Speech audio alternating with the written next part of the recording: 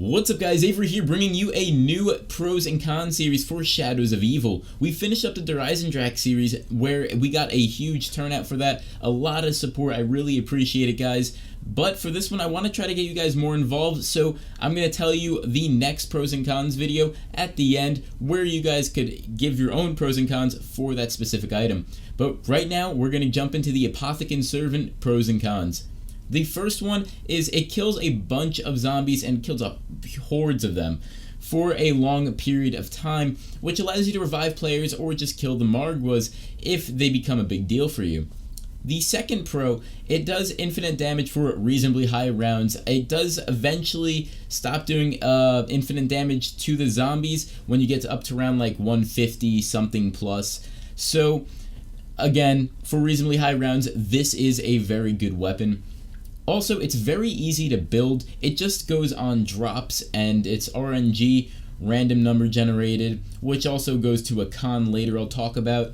But it's very easy to build. All you have to do is find a workbench once you get all three parts, and there you go. So it's very easy to also get out of corners if you're trapped or if you pinned yourself in an area where there's no way out. Just shoot that down, have some of them die, then just run around the purple orb. But also there is the aesthetics of this gun is just pleasing. That's all I could say. It looks really nice, although the eyes and you're sticking your hand in the monster's ass, it's just fantastic. For the last pro, if you have a great Gobble combination with the APOTHICON servant, then you can actually use this to your advantage, like Alchemical Antithesis, where it would give you unlimited rounds as long as you just keep shooting and that ring keeps going out. You can just do infinite amount of damage or infinite amount of rounds for this weapon. So that's a huge pro right there. But also not everyone runs this Gobble. Anyway, moving on to the cons. You have to really conserve your ammo because you only have 10 bullets. Also, it's really you can't depend on it as much as you wish, like the bows in Eisendrache. Another con is only one player can use it. Now, this is terrible because it's like bows in Eisendrache where you can get this item stolen. You could be the one going around getting the tentacle, the heart, and then just wait for the xenomatter to fall out. Where you can grab the last piece and you have someone just camping at a workbench and they just steal the APOTHICON servant from you.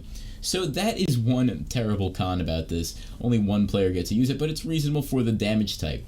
Anyway, moving on to the next con, like I said before, it's random number generated, so you're never gonna know when you're gonna get that xenomatter. You could get it early rounds, or you could get it above round 20, where it kind of just throws off your game. So that's kind of a huge downfall for this APOTHICON servant. Also, the reload time, it is pretty slow. It does take its sweet time just to put that glowing ball back into whatever mouth it is. But also, it's not that unique. It's kind of like the Gersh device, if you guys remember that. It's just like you grab it and yeah, it's part of the game. It's not like really a wonder weapon. But for the last con, it's not upgradable. Yes, I know. I just had to add that in there. But that is it.